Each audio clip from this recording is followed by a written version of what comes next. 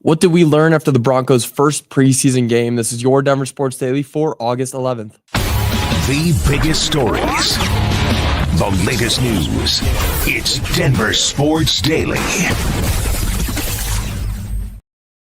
It is done. The Broncos' first preseason game of the 2025-26 season has come and gone. Now, the Broncos in this game started slowly, and by slowly, I mean very slowly. They went down to San Francisco 9-0 at the end of the first quarter, and Sean Payton was not happy about that at all. He took the podium after the game and said, quote, "I thought we started slow. That was disappointing. Both first units. So there will be a handful of stuff that we look at. There was a number of things that we're going to have to improve on." And that's, not something you want to hear from your starting coach after your first preseason game. You spent all offseason training to get to this season that's coming up right around the corner, and both your first units are not playing at the highest level. Now, sure, it is preseason. These guys are really just going through the motions. They're not putting 100% game effort into all these preseason games, and you can't ask them to do that. I mean, it's the preseason. You don't want to go out there and get injured. You don't want to put all of your energy into these next 4 weeks. You don't want to get gassed out right away. But still, you want to see a little bit more drive and effort from your first unit, especially. Bo Nix was quiet in the game, recording only 31 passing yards and leading the team to just one score, and that was just a field goal drive. Jarrett Stidham, on the other hand, he proved that he can be a great backup quarterback in this league. And I'm not one to be I've never been a big fan of Jarrett Stidham. I didn't really like him at all when he was QBing this team as the QB1 a few games. But still, he went out there yesterday and he had something to prove. He had an incredible showing, recording 136 passing yards and 2 touchdowns while completing 14 of his 15 pass attempts. That's how you should be in the preseason. I mean, if you know that guys aren't out there moving at full game speed, you should be eating up the defense. You should. It should be very easy. And the defense for the 49ers was clearly not there, as the Broncos ended up winning 30-10 or 30-9. It wasn't the best showing for the Broncos. And there are times where it's going to look like that and you still win by over 3 scores. It's just, you want to see a bit more effort from your team. The defense did look very solid. They ended up recording 3 interceptions, but that's the second unit. And that's good. That's comfortable. You know that your second unit is out there to play, but you want to see a little bit more from your first team. And again, it's preseason. You don't want them to put all their energy into one game, especially when the game doesn't matter. But you want to see a little bit more effort from your first team. Now, moving on, Shedeur Sanders shined in his preseason debut. And I mean shined. He lived up to all the hype surrounding his first NFL start. And even though it was the preseason, he played incredibly well. I've got such high praise to give Shedeur Sanders here because, of course, the main talk all offseason around Shedeur Sanders is he going to be able to shine without his dad? Is his dad? Who cares? His dad isn't here. So Shedeur Sanders is here. He's in the league. For the Cleveland Browns, he led them to a huge win. Shedeur Sanders recorded 138 yards and completing 2 touchdowns while completing 14 of his 23 pass attempts. And you look at the picture I've got right up here on the sidebar. He went and did his little, show the watch. I love Shedeur Sanders so much. His energy, everything that he does for a football team is great. And people don't like the noise around it. I get that. You don't like the flashiness, but you got to respect when greatness is out there. And what he did was great. Now it brings up more questions. This Browns QB room is a mess, and a mess is just the start of it. What are they planning on doing? The Browns. There's no telling what they're planning on doing. Now, Joe Flacco is probably going to start, but Shedeur Sanders should be that candidate for when Joe Flacco is sitting at halfway through the season. It's Shedeur Sanders' time to shine. Either that or leave the Browns, because what they have is a hunk of gold right there, and they're just planning on letting it waste away in the locker room, in the bottom of the depth chart. I mean, what Shedeur Sanders did in this preseason game against the Panthers was incredible. He looked like a pro out there.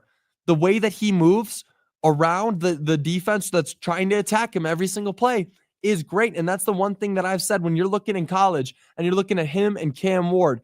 Shedeur Sanders is mobile to a good thing. Cam Ward is mobile when it comes to just I want to run it now.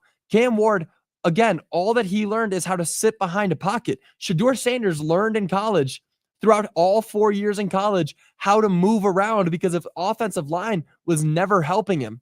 He was able to move around behind the line of scrimmage and let a play develop and then find the open man. That's how Shedeur Sanders operates, and you could see that in this game.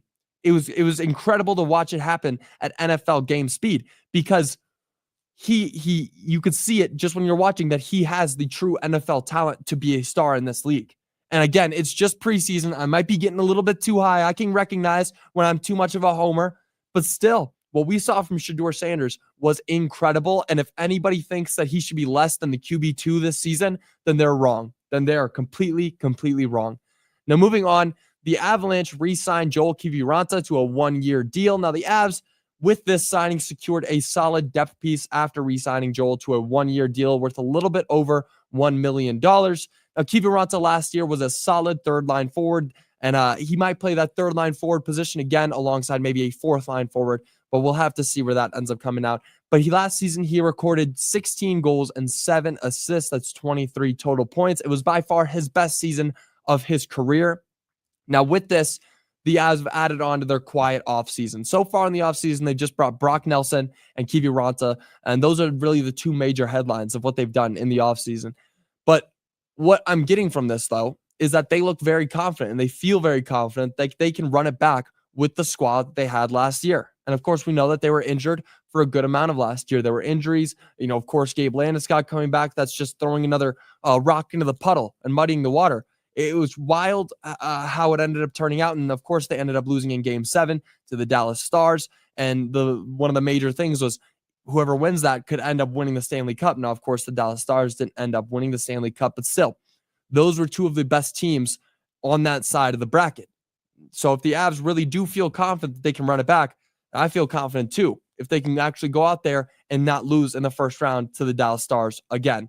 But with this signing, though, it is big news. It is great news that they're ending up keeping one of their solid depth pieces. Now, that's going to do it for your Denver Sports Daily. I do want to read some of your comments. You can't paint a target on your team's back, perform that way and not expect criticism.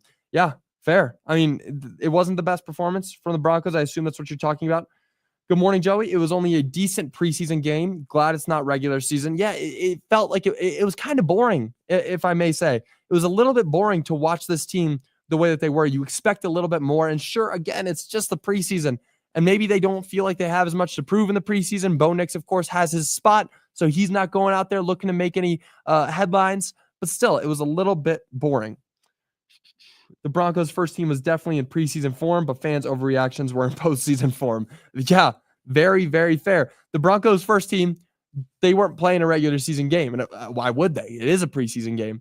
But of course, the talk around it is, oh my gosh, this is the worst news ever. It's not. It's not. You just want to see a little bit more from your first team. Now, let's see. The twos played like the ones, and the ones played like the twos. Yeah, and again, that's kind of what you expect to see in the preseason. But you just want to see everybody on the team play like the ones. The preseason is where you're really getting out there to show what you're capable of this season. And what's crazy is they still ended up winning by 3 touchdowns. And that's the crazy part of it. I mean, as bad as the game seemed, the Broncos ended up dominating the 49ers. But the twos, of course, always have something more to prove. The backups, the guys who may not even get a roster spot, those are the ones that you always see more from. Those are the ones that end up winning preseason games because they've got something to prove. Now, that'll do it for your Denver Sports Daily. I will be back with you guys again tomorrow. There's another preseason game coming up just around the corner. The NFL season is just around the corner. I believe we're only a little under 4 weeks away from the regular season. I can't believe that it's already here. It's wild how quick this is creeping up. But that'll do it for your Denver Sports Daily. I will be back with you guys again tomorrow. Until then, y'all have a great rest of your day. Bye, y'all.